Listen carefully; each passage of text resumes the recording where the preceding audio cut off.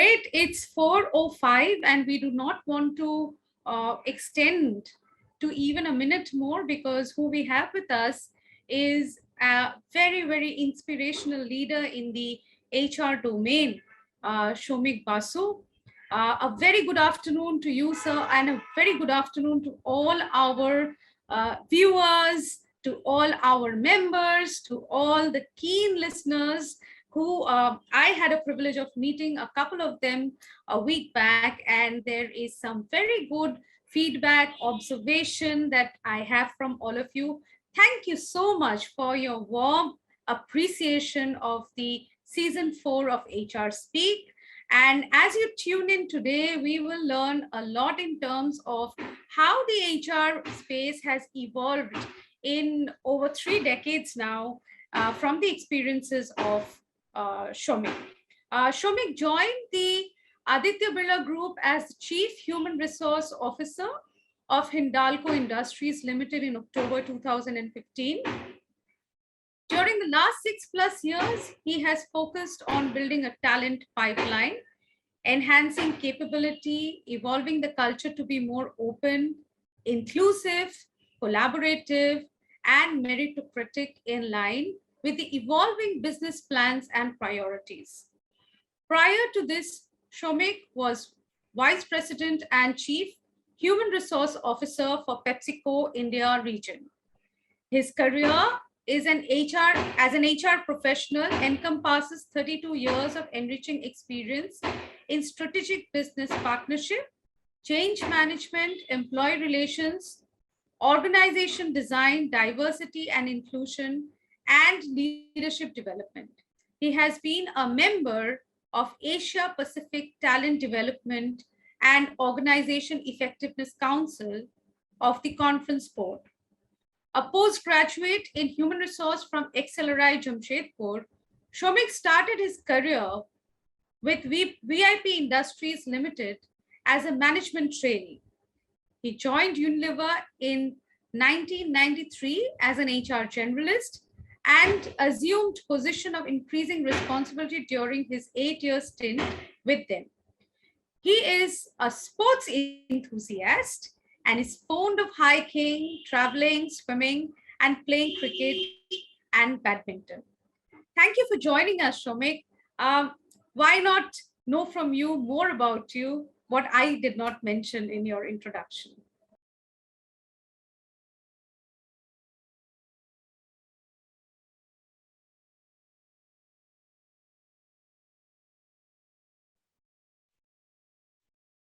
I would request the coordinator to please unmute Samik's audio.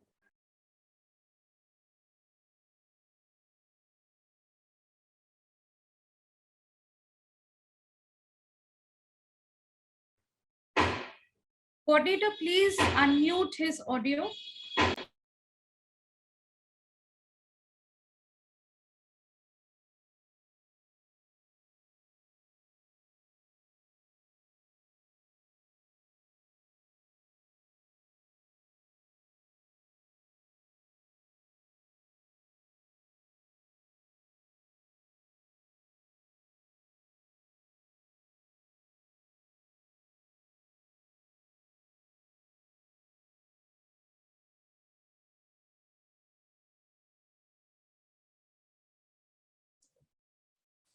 Yeah, now finally, yes, I was allowed to unmute. Sorry to keep you waiting. Good afternoon, everybody. Thanks, Sweata, for the introduction and the kind words. Delighted My pleasure, to be here this afternoon with all of you. Yeah, sure. I can talk a little bit more about myself. Like Sweata said, I grew up in the city of Kolkata, incidentally, and my professional career, however, all of 32 years has been in other places. And in fact, interestingly, this is the first house, I'm now in Mumbai, that I've lived in after I started working for 3 years or more. Otherwise, I've always moved to another role, another place, and therefore another house once every 3 years. So a lot of different experiences, a lot of excitement in different ways across all these years. And it has always been a pleasure sharing experiences and talking to different groups of people. And Kolkata obviously is special to me and the East because that's where I hail from. And still very much in touch. I do have a house in Kolkata where I go back to once in a while. Hindalco has a training center also in Kolkata where we conduct some programs. And a lot of our business operations are actually in the East. I see a couple of ex-Hindalco, one ex-Hindalco, one current Hindalco, one ex-PepsiCo kind of colleagues. So I see some colleagues from the eastern side who have known well also on the call, and I guess those are some of the people I know in the East. But you tell me what you want me to talk about, and I'll certainly sort of spend more time talking about that. So to begin with some more information into who is Samik Basu outside HR, what does he like doing, and how has it been during his initial years in college, in school? How did you evolve as the person you are today? Sure. So, I was always, like you said, I was always fond of sports. I studied in Don Bosco Park Circus in Kolkata. And those days we used to have a very good cricket team. So I was a member of that cricket team. And Shujoy Banerjee, who is also a part of the office bearers of NHRDN East Chapter, is not only a good friend, but he and I were together in that cricket team, and we had some good partnerships together, I remember. And we, in fact, when I was in class 11, 12, we won the inter-school championship in Bengal a couple of times. And thereafter, I was the captain of the Presidency College cricket team. I was also the sports secretary of Presidency College. Those days, Presidency I studied economics in Presidency, and those days, Presidency used to have an APSA union. However, I told them that, okay, I'm willing to be sports secretary, but I'm not willing to join APSA. So I stood as an independent candidate, won the elections, and they made me sports secretary. And I was again fortunate. After a lot of effort, I was able to use the sports budget of Presidency College, as it was called those days. Nowadays, of course, it's an university. After several trips to Writers Building, etc., it was even then a government college. The budget for sports we managed to increase from 2,000 rupees a year to 50,000 rupees a year, which was a lot of money those days. Incremental. And that was an interesting achievement. And then I went to XLRI. After that, I continued to sort of, apart from specialize in HR, etc., I continued to play cricket. We had a cricket team there. I was the vice captain of that team. And I remember that was one of those rare years. XLRI always has a meet with IMC. That was one of those few years when in cricket, XL beat IMC. So we played in the Maidan. I still remember that match. And so that was one part of growing up for me. I still, of course, have a lot of fond memories of the place, a lot of relatives, a lot of friends, and enjoy going back there. And then, after Excel, I started working. I worked in Maharashtra, picked up some Marathi, started in Nasik actually with VIP Industries, which was a part of Doplas those days. That had some of the old timers will know Dr. Datta Samant Union. And so IR was very different those days, quite interesting, and in some ways a little tough too. But great learning, great fun in many ways. In fact, unfortunately, my first boss, who was also an exceller like me, I'm 89 batch, he was 1980 batch. He just passed away 3 or 4 days ago of cancer. So I learned from him. Yeah, lots that I learned from him in the initial years. And thereafter, I moved to Hindustan Lever. And spent 8 years with Hindustan Lever, again, largely on the manufacturing side. The good thing about Hindustan Lever, even in those days, was while one worked in the factory, you were exposed to every aspect of HR. So I learned everything from, attending recruitment workshops and how to do competency-based interviewing, to, being an assessor in a development and assessment center, I was also sort of deputed to go and start a factory with somebody. We started a factory, tea factory in Silvassa. So a lot of interesting experiences. One, again, slightly different experience. I worked in a place called ETA in UP, where Hindustan Lever had a dairy, where we used to make Anik ghee, milk khana, Anik spray, all products that old timers may still remember. And that was in a real remote part of UP. So when I was, being introduced to that place and going around, it was those days we were called personnel manager. So I went to the personnel manager's office. They showed me everything. There was one cupboard which was locked. So I asked, what's inside? So then they opened it and showed me there were 3 rifles kept there. And I said, why do you need that? So they said, nahi, raat ko lagta hai. So that was an interesting stint. And that's a place where Fulan Devi used to hide when she was a dacoit. So I've worked in that kind of a place also. And one very interesting episode, once we signed a long-term settlement, and one of the union leaders at the end of it was happy and wanted to share his joy with me. So he came and said, "Saab, aapke liye ek khas cheez leke aaya." I said, "Kya leke aaya, Subhash?" So he said, "Aapke liye gun license leke aaya." So that was another, there it was a very prized thing to own a gun and have a gun license. I, of course, did not accept the gun license or buy a gun, but that was in the early days, another interesting experience. So I was finally posted in Bombay with Hindustan Lever. That's also the time I met my wife, and I married quite late in life. So I worked almost 12 years as a bachelor. Got married at the age of 35, and then my wife is a Bengali, but from Bombay. Then I joined PepsiCo. My first assignment for the first 4.5 years was as the HR director of Frito-Lay, which is the snack foods part of PepsiCo.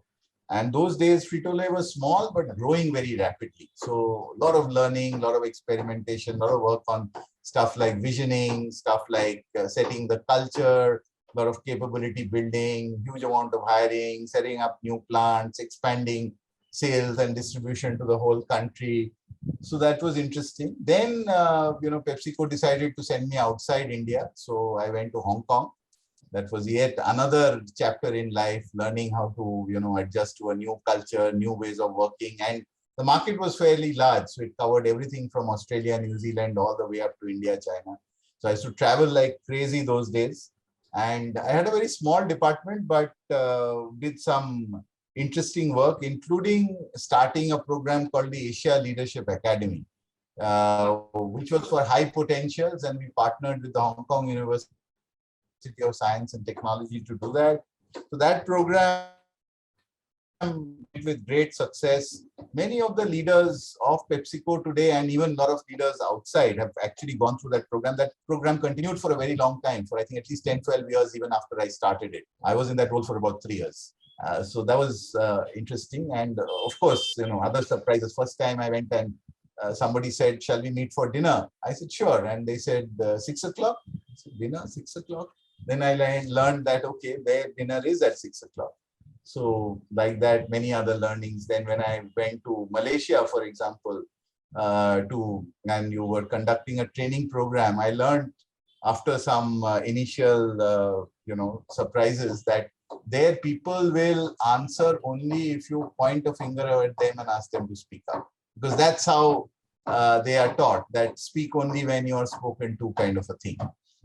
So, there were those kind of learnings. Then I moved to Bangkok in Thailand. And so the role in Asia, which I was doing out of Hong Kong, was more on capability. It was called Region Org Capability Director. And I was also looking after head office HR. So head office was spread across Hong Kong, Bangkok, and Singapore. So I traveled a lot to those places and did a lot of that. Then I moved back to a HR generalist role. So I was the HR head for initially Southeast Asia, which is Thailand, Vietnam, Indonesia, Malaysia, those kind of countries. And then what was called NASA, North Asia, South Asia. So everything from Japan and Korea down to Malaysia, Singapore. Interestingly, also included Pakistan and Afghanistan, where Pepsi was very strong actually. In Pakistan, you would have noticed that the Pakistani cricket team is always sponsored by Pepsi, because that's one of those few markets where Pepsi has a larger market share than Coke.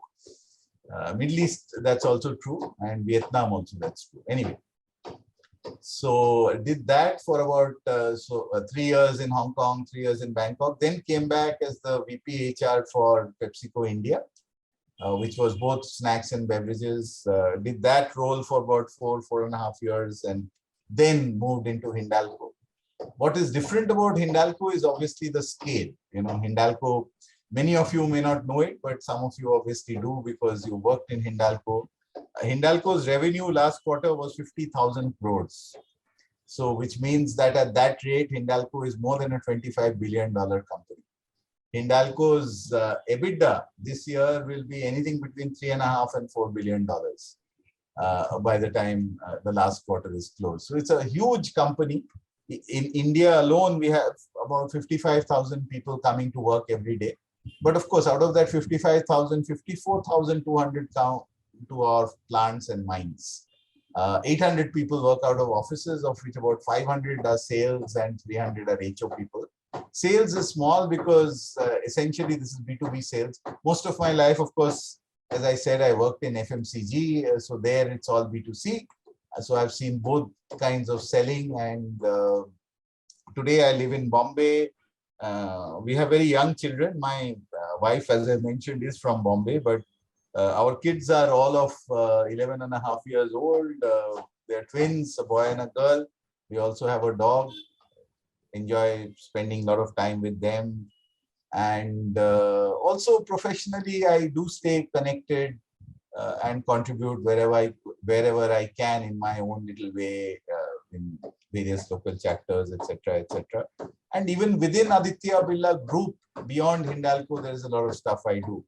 For example, I did a global HR summit for Aditya Birla Group in Singapore in 2019, just before COVID, where the focus was on the whole concept of agility, and we did a hackathon for 350 people together and gave them that experience. So these are some of the things I'm interested in. I do, keeps me busy, happy, sometimes tense.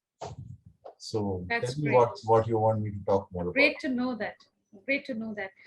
Sir, I heard from you that all that you know of how culture is different in the different places you worked, how the market segments operate in the different cultures that you worked in. And so I would just want to summarize all of what you said into Ram Charan's quote, who's an inspirational and motivational speaker. And he says, execution requires a comprehensive understanding of a business, its people, and its environment. And I think that's exactly how you kind of took us through your journey of 30 plus years of enriching career that has evolved and brought you to this space of work now in Bombay. So thank you so much for giving us a sneak into the different aspects of cultural exposure, So business you talked exposure. about Ram Charan. I don't know if you know, Ram Charan was on the Hindalco board till very recently, and he's Yes. also a mentor to Mr. K.M. Birla. Oh, great. So we know him Great. very. And are you reading any of his books right now? Yeah, so the latest book that Ram Charan has written is called Talent, the Market Cap Multiplier. And incidentally, that book is written along with a gentleman called Anish Batla. And Anish Batla is a operating partner and a managing director with General in New York. And XLRI was also my roommate. So that book I'm reading with a great deal of interest, but it's a very well-written book. And I'm really enjoying it. I'm reading it on Kindle at the moment because I think, although I've ordered the book on Amazon, it's still not come. So it's a very interesting book where they've given a lot of real stories about how, they have built market cap in many organizations in many places by using talent. And there are some Indian stories in there as well. So I would advise all aspiring young HR professionals to get hold of that if they can. So Anish talks about a real experience, and then Ram Charan analyzes it to sort of draw out the lessons. That's how the book is written. So That's they great. have some wonderful stories, including, for example, a retail company, which you know how PE firms work, right? They take over a company, they change the board, they change the management, they turn around the company, and then they sell it at a higher value. So that's essentially what PE firms do. And there was this retail company which the India leader believed was a good target. Their investment board, and that time Anish used to work with a company called TPG, was not agreeing to the proposal. But between Anish and this gentleman, they were very convinced. So how they convinced even renowned search firm like Hydrick to do a search for them, because in these deals the leader makes a lot of difference, to do a search for the right leader. And they found the right leader, and Hydrick did this search without being paid for it, pro bono. And of course they were paid for it subsequently when the deal went through, and all of that. And that was in 7-8 years that business was completely turned around, again because of the kind of talent they hired. A gentleman called Guninder Kapoor, some of you may have heard of him. He was there in Hindustan Lever for a long time, and as it was called then, and now of course Hindustan Unilever. And then he went to Reliance Retail, from where they picked him up, and he's now an owner and investor in that business, which has been turned around. So yeah, that's the book That's I've been great. reading recently. Yes, and we will definitely advocate that the participants for today go ahead and get one of his books that you're reading. And at the Ramcharan same has time, written a lot of great books. lot I of mean, a books. lot of very That's right. good books, and Which are applicable in the HR and OD domain, absolutely. and very useful in terms of applicability of his strategic thoughts. And when you say that 30 years have evolved you as an HR professional, and parallelly, how have you seen the environment of HR evolving while your career has evolved? What is it that comes to your mind first? Maybe the top five or top three that you want to talk about. I guess the one which is the biggest thing is talent. How and this book which I was just talking about, Talent, the Market Cap Multiplier, is all about that. The how much of a differentiator talent is, and therefore the importance of talent has multiplied a lot over the years. Because what has happened with the world becoming flat, technology being available to everybody, information being available to everybody, yes, you have to pay a price for technology, but today capital is also available, so you can get hold of investors and invest in technology. So technology is no longer really a differentiator. Innovation is, companies like 3M, etc., continuously continue to innovate, and therefore they drive a lot of value from there. But to innovate, you need people. That's right. And however much companies are digitalized, and they are using AI and ML, and while that helps to make a lot of the core work, the repetitive work, much easier, much more efficient, but that actually allows people to work at a higher level. And equally, even if you look at a market like India, the opportunities for talent have multiplied. I mean, as the BPO and ITS industry has opened up, talent has so many opportunities. I'm sitting in manufacturing. Our locations are fairly remote, and they have to be, because the mines are where they are. We need large tracts of land. Large tracts of land are not available in the cities. So by definition, we will remain remote. But attracting good engineers is much more of a challenge from an organization point of view. Attracting, retaining through different life stages, you have to do so many more things for talent. And equally, the difference that talent can make has truly multiplied.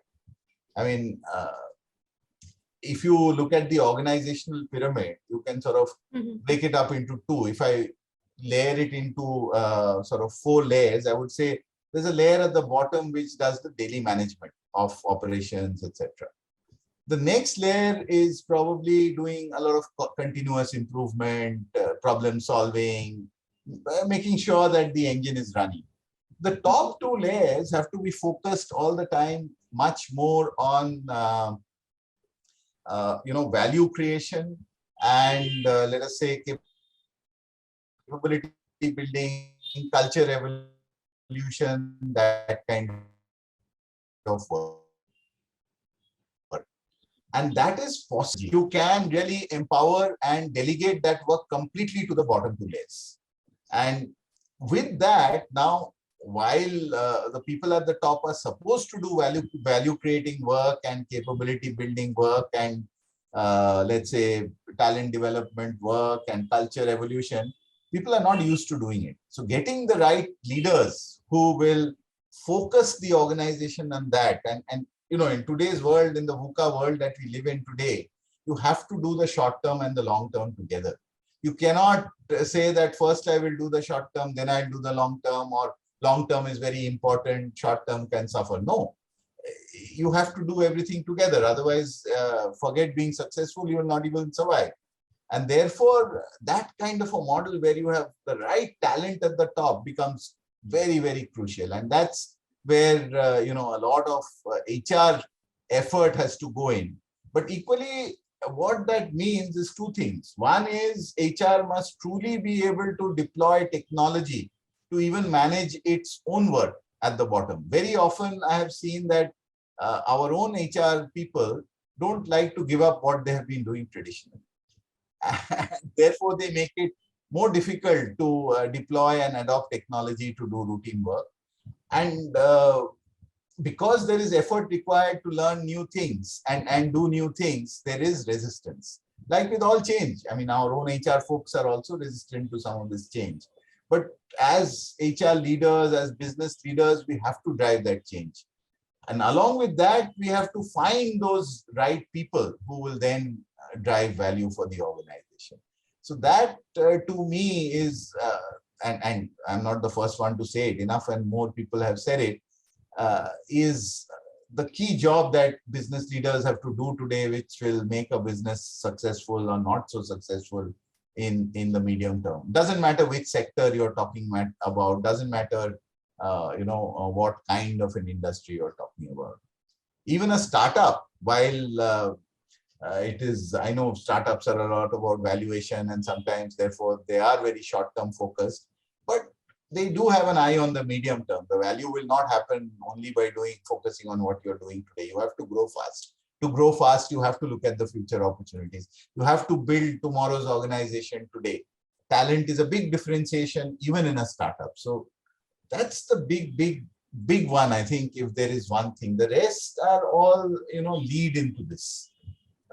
Whether it is the systems and processes which support, whether it's about how HR now needs to, let's say, know much more about the business. It's not good enough for HR to know only about HR processes. They must understand the business because HR processes are evolving continuously. And if they have to evolve the right way, in a relevant way, which truly adds value to business, HR folks must know the business. Equally, today, the expectation of, let's say, consumers, right, is changing a lot and changed a lot. Everybody expects instant gratification. Everybody expects responsiveness. Everybody expects a lot of feedback all the time. And somebody has written there, business partnering. Yeah, business partnering has really come to life today. I mean, it's at the core of what we need to be doing in HR. And for that, HR folks must understand the business. Otherwise, like consumers, employees are also the same people. That's the other side of the same human being. And if you have to be able to cater to their needs of being responsive, giving them feedback, etc., in a modern world, HR has to also be very different from how they have been in the past. HR cannot be lost in just running processes. HR must be adding value on the shop floor. HR must be, apart from how technology enables HR to be responsive, every HR employee has to be responsive and carry that responsibility on their shoulders. So that's the other thing. I mean, the evolution of or the importance of business partnering as a distinct science, let's say, is the other big change that I've seen. That's great. So it's about how we understand the generation of revenue, right from EBITDA to bottom line, top line. How do we understand that the market segments, the culture, they interconnect with people, and how does the business environment then evolve with the help of digitization and, of course, with people in front, and we are there to maneuver that. The one thing I would add to what you just said is that, why you need to know a lot about the business is because in a talent market where talent is expensive, you cannot invest equally on all talent. You must understand the business enough to be able to decide, for which roles and what kind of talent I need to pay more in this business. That's right. To make that difference, and where it's okay to have average normal talent, for example, that you'll know as an HR professional only if you understand the business more deeply. And that's a very, very critical thought, Shumik. And definitely it's important today because with the changing environment, the role and the need of every role has also evolved, like in HR, in every other function. So how is a business support and the other related functions which are collaborating are having evolving roles, and in these roles, how we need to focus on the talents, and what kind of talent are we now attracting to the organization to contribute to the business is the thought we have from you. And this is also something that I would now throw to our audience who have logged in and who are listening in to kind of retrospect and see in your own organizations, how is the HR navigation happening? What are the critical strategic points that are in mind when you're taking these decisions, right from the time of initializing the employee life cycle of onboarding till managing an employee journey in your organization? We would want to read your comments on the chat box. And if you have questions, please put them on the chat box. We'll come to those questions very soon. Coming back to the discussion, Shomik, give us some of your learning stories of handling complex and transformational interventions in your career journey. Fair enough. Let me talk about a couple. So one transformation which we did at PepsiCo was around the whole distribution system. So historically, our distributors, both in snacks and beverages, but more so even more so in snacks, were small partners. Their revenues would be anything between, let's say, 4 to 10 crores per annum, and I'm talking about the mid 2000 to 2020, those kind of years, 2012, 13, 14, those kind of years, that kind of revenue. And we had a good model. It was a successful business. We were running well with those kind of people.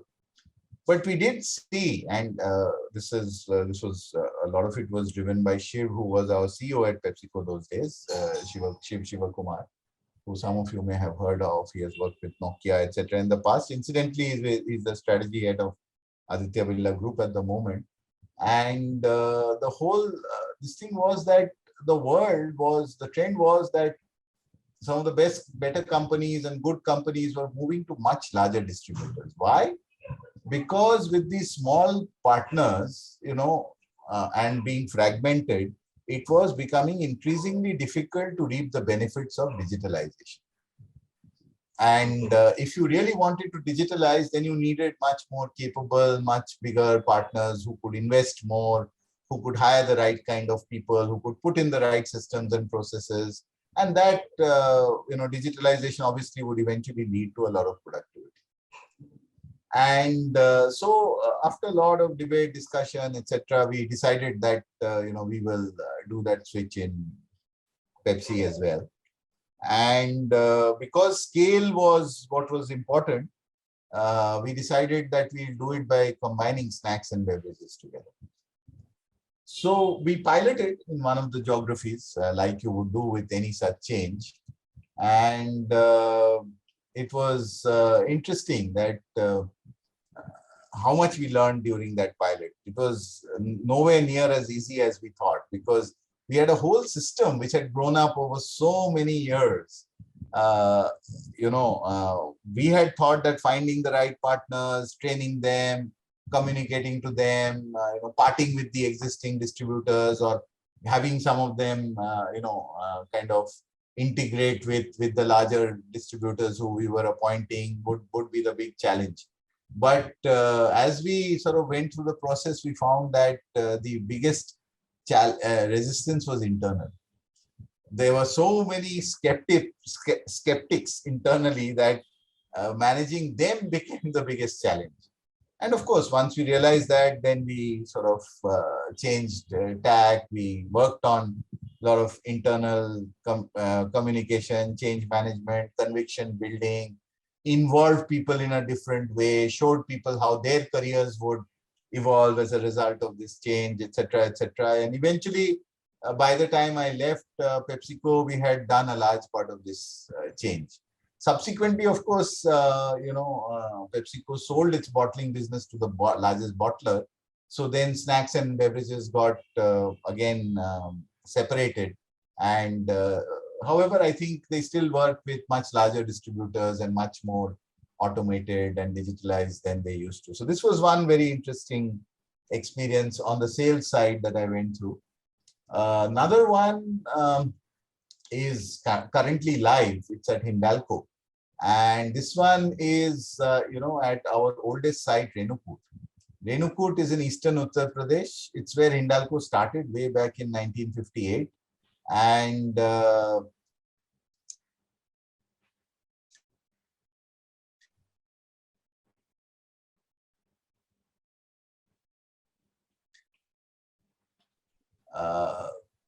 long time, almost most of the technology, etc., is also from that time. So sometime back, we recognized that, while Renukut is still making a lot of money and is still very successful, what brought us here, the classic thing, will not get us there.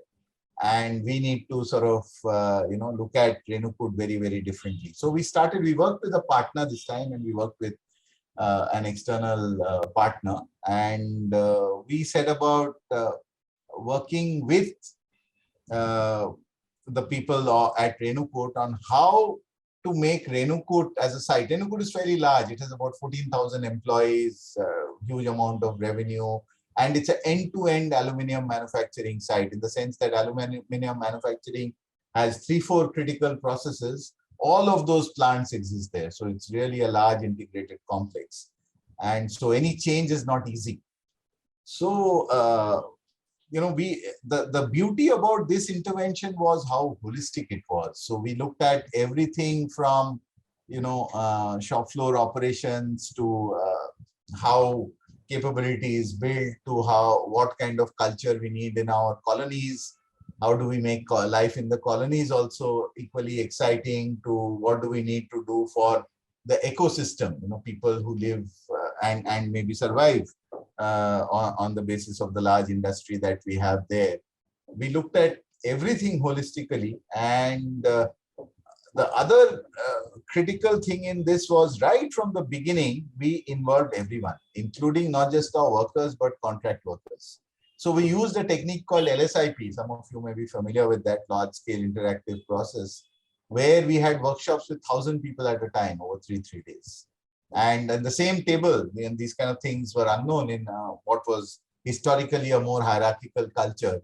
The senior leader was sitting with a manager, a supervisor, and a worker on the same table, and talking about what the future of Hindalco should be like, how we needed to evolve our culture, our systems, our processes, our ways of working, our organization structure, how we needed to have maintenance and operations coming together, how we needed to have more collaboration.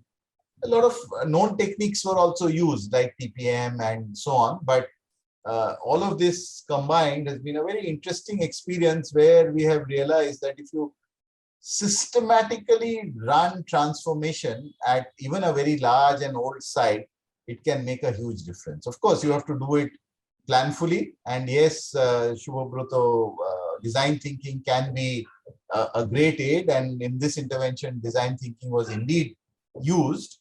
But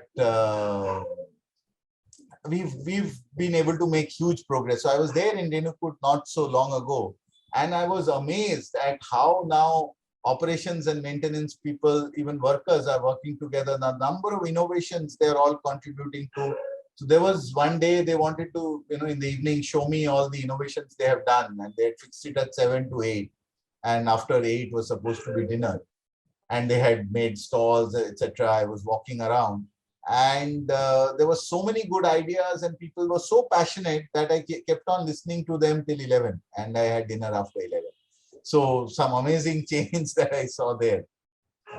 That's So that. it's all about, so Yeah, just yeah. interacting with my thought that's just coming to me right now is it was all about managing the paradigm shift, and at the same time ensuring that the engagement was high in terms of getting the talent and performance out. Setting a vision and engaging and involving people and doing it in a structured way. I would say those are That's great. some of the key elements. That's great.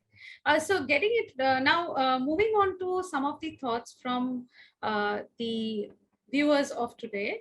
Sure. Shubhabrut is asking, is it true that nowadays talent acquisition is moving out of HR and itself becoming a separate parallel to HR? So, this might be true in industries like IT, ITES, etc., or tech, because there the numbers they hire is huge. So it's almost like a separate vertical. I am not seeing that happening definitely yet in old world industries. And even there, I would say that, the importance of talent acquisition has gone up. It has become much more structured. There is a lot of more use of tools, and it's a big partnership between line and HR. But HR still has a role to play, because somebody, even in an ITES company or a tech company, has to hold the process together.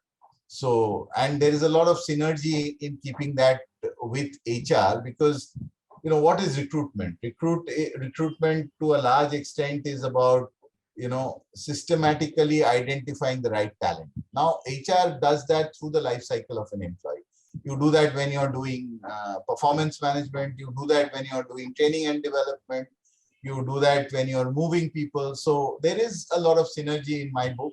While some organizations certainly may have sort of created two parallel verticals, I think it will get more specialized, but largely continue to be a part of the. Thank you so much for responding to that, Shomik. We have a question from Shorburi, and what she asks is, request you to kindly enlighten us on how to attract and retain diversified talent pool.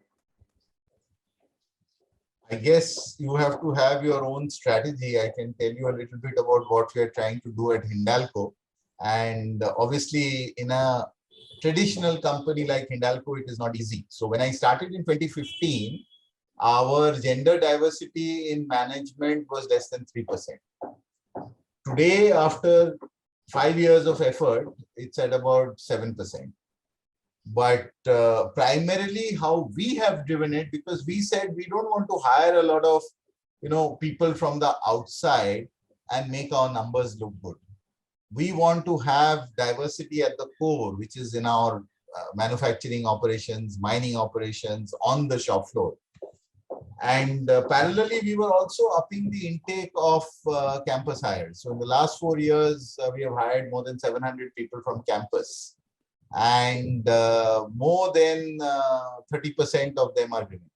So today we have a lot of shop floor engineers, and as the numbers have grown, and there is the magic of numbers also has a role to play.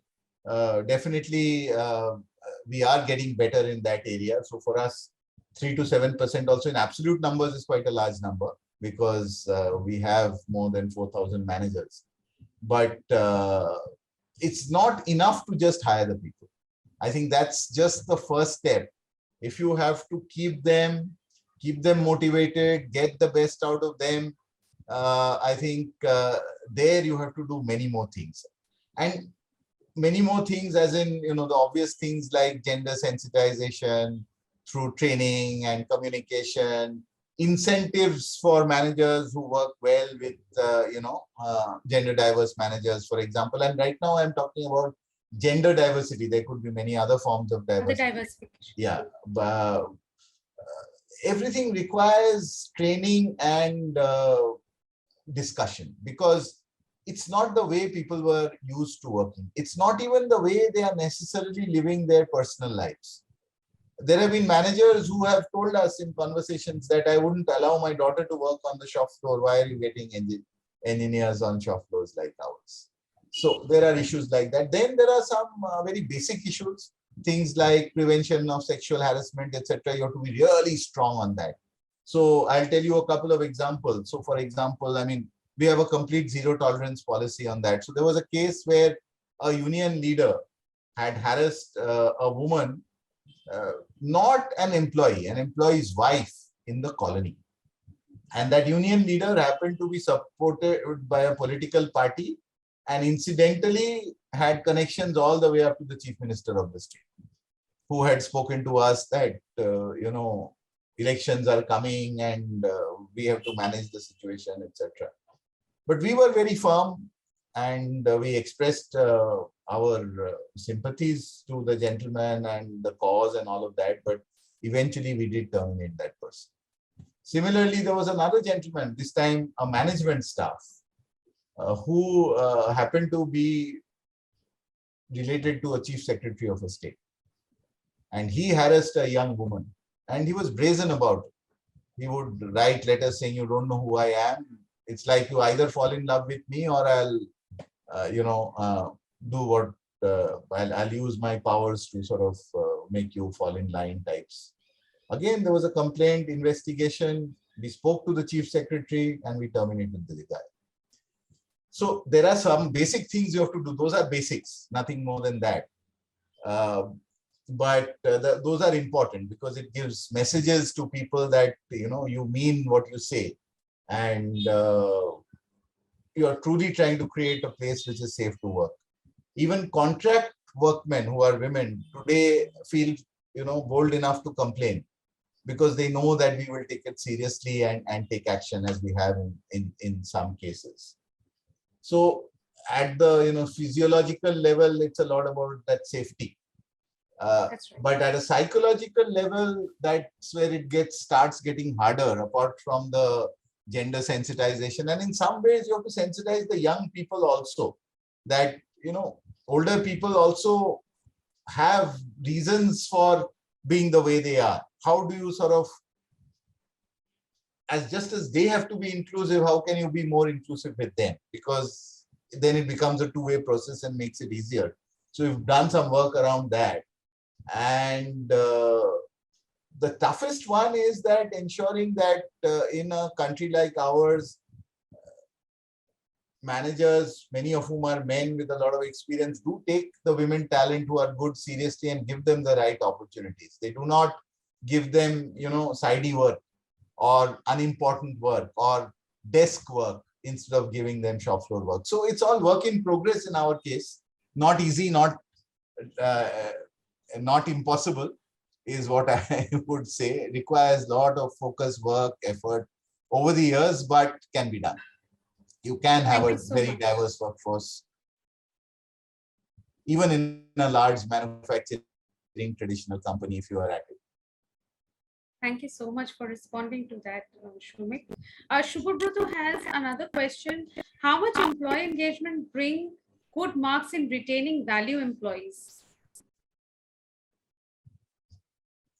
I think a lot of that has been already taken up in your experience sharing. So maybe a little bit of highlight that you would want to do. Yeah, I guess,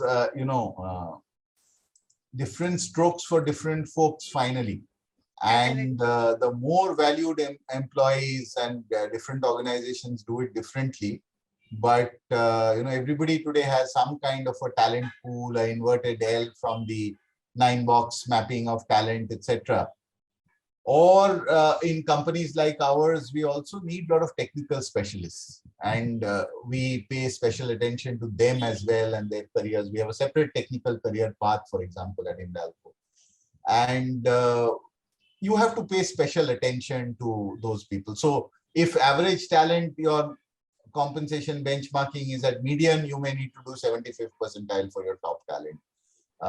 You need to pay much greater attention to their individual development plans. You need to pay much greater attention to even something as minute as who is the manager you are putting them to work with.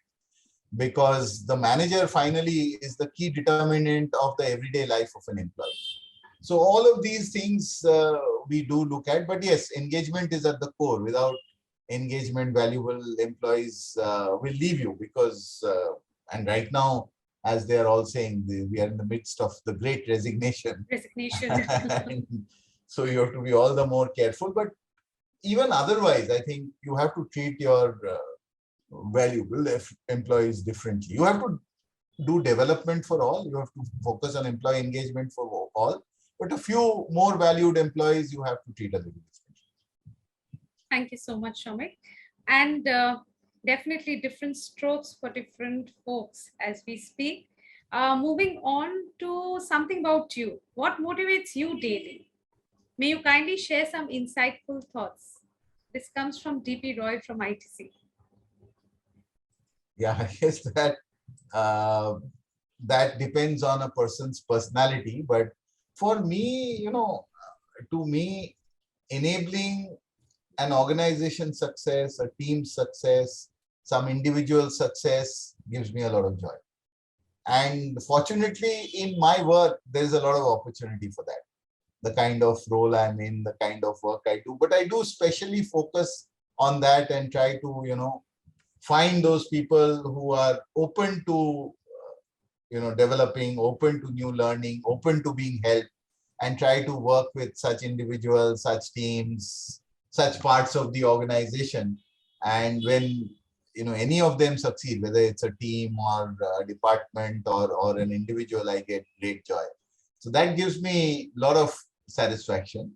The other thing which has always given me satisfaction is taking on something really challenging and coming up with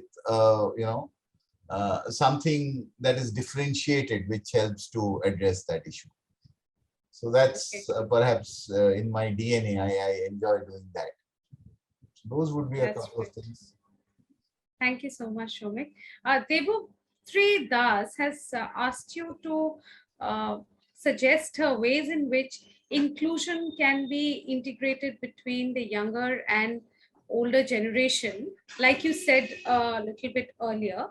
And what she's looking for are some of the examples of how you kind of got the integration through between the generations working with you. That's a very good question and very important in today's context, and not an easy one, in the sense that see, why is there resistance? It is not only because not only because the older generation and the younger generation are different and their wants and likes are different. It's also because sometimes the older generation feels threatened by the younger generation, because they know things which the middle managers and some of the older generation do not know, cannot do as well, or they fear that organizations are giving a lot of importance to the younger people, cadre building, and therefore they feel sometimes that their careers and their future progress may be a little compromised or under threat.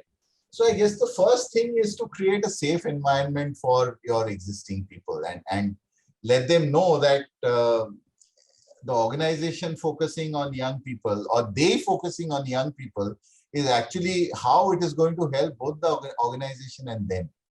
It's a little bit like, understanding how, if what I described as the organizational pyramid and the bottom of the pyramid work, if it can be done effectively by someone else, you can elevate yourself and do more value-added work. Yes, as somebody, I think Shubhrato, somebody said that also requires You have to continuously upgrade yourself and invest in continuous learning. That is there That's right. even for the older generation. But I guess you have to show that way to the older generation and make them comfortable that eventually younger people, they may be different, but they are also here to earn a living in different. So they think a little differently from the earlier generations. But the what's in it for me has to be made clear. Equally, what I said earlier in the context of gender diversity applies here also. We also have to, help younger people to understand older people better. Just as we have to help men to understand women better and women to understand men better, because there are some differences. Similarly, we have to help both the generations to understand each other better. That what are the motivations of the younger people? Why do they behave the way they do? Why do they think the way they do? And what could be some effective ways of working together? We have to spend time, and there is no unique solution to it. It'll come out through discussion, it'll come out through training, it'll come out through experimentation, and all of that. Reverse mentoring, for example, is one of those nice things. You get young people to teach older people about technology, and then you not only get the value of that, along with that, those relationships build. Because finally, people will value each other, respect each other if they know each other and have a relationship. That's the nature of human beings. So those are some of the things which we have been working on, and which has worked for us. Thank you so much. And here is a concluding question, which definitely something we ask all our leaders, and here we have it for you as well. That is, what do you want to say to our young HR professionals? What is the advice for the next generation HR professional, considering the presence of AI now, and in future a lot of routine HR jobs are going to be probably not eradicated but changed, so the nature of the job will change. So considering these facts, with digitization and disruption in roles, while new roles are evolving, some roles may just get phased out. What is the advice that you want to give to the next generation HR professionals? Sure, I'd say two things, which are top of mind. One, I would say, is that the importance of learning goes up with all these changes, because historically, when I was studying labor laws at XLRI, what I learned there has lasted for 30 years, right? Now the new wage code and new labor code, all of that is coming, and people will have to learn all over again. But the next change is going to come faster. Not only in this area, in every area. So today they say, and I read this in a book some time back, that historically any new knowledge that you acquired, any new skill that you learned, typically would have value for 15, 20 years. These days, the value is, for maybe max 5 years. And this I read a few years back. So perhaps today it is even shorter than that. So the importance of continuous learning, which is why all this bite-sized learning, digital learning, and continuous evolution of the self is something which is super critical. Learning and garnering knowledge cannot stop at the institute. You have to sort of invest in it all the time while you're working. It would be my first message. The second message would be that, we are also in some ways, and somebody talked about it when they talked about recruitment. We are getting back into an age of specialization and skills. So be cognizant of what are the skills you're building for yourself. Early in your career, it's important that you build what I would call some hip pocket skills, which are your core and which will last you, which will hold you in good stead for a long part of your career, and where you keep on investing and sort of, refreshing your knowledge, but build your skills deep in a few areas. That is going to be a differentiator. Just being a generalist is not going to be enough for tomorrow's world, is how I see it. So these would be my specific two inputs on this one. Thank you so much, Shomik. And of course, as you had coined a thought a while back, and it speaks a lot in terms of volume, the way you have moved up in your career. Uh, Change is what matters. Managing change is what matters. Of course, what gets us here won't get us there, as by the famous coach, Marshall Goldsmith. So, with that in mind, any concluding thoughts that you have that you want us to take away from today's session? The other one I would say, last one is, the best opportunities come unexpectedly. So when you see a good opportunity, grab it. That is very important. Don't be too fixated with what you want to do next or what experience you want next, what role you want next. Grab the good opportunities. They're obvious. When you see them, you will be able to see it. Sometimes they are difficult ones, but as we know, when you're in your zone of discomfort, when you are most challenged, that's when you learn the most. And learning is so important. So grab those opportunities would be my concluding thought. Thank you so much, Shamik, for this 1 hour of introspective learning and experience sharing that you have taken us through. Of course, the audience have taken away a lot from the examples that you have shared with us, and also the way you have taken us through the idea of including different strata in different levels of work, like how you explained to us the pyramid and how responsibilities can be enhanced and at the same time embedded with the new workers who are in the millennial genre of workers.